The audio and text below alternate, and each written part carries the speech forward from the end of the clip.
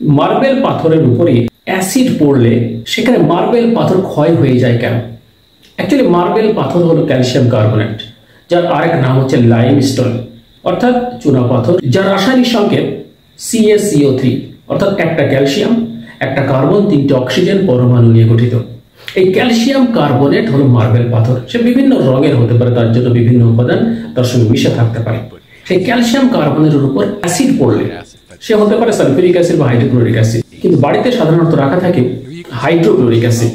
এই hydrochloric acid যে কোনো সময় কাজ করতে গিয়ে অসাবধানতা বশত যে মার্বেল পাথরের উপর পড়লে মার্বেল পাথরের সঙ্গে রাসায়নিক বিক্রিয়া করে, সে বিক্রিয়া করে মার্বেল পাথরকে ক্ষয় করে দেয়। ক্যালসিয়াম কার্বনেটের সঙ্গে হাইড্রোক্লোরিক অ্যাসিড পড়লে উৎপন্ন হয় ক্যালসিয়াম ক্লোরাইড, জল ও কার্বন ডাইঅক্সাইড। ওখানে একটা বুদবুদ দেখা যায়, ওই বুদবুদটা হলো কার্বন ডাইঅক্সাইড, অর্থাৎ মার্বেল পাথরটা ক্ষয় হয়ে যায়।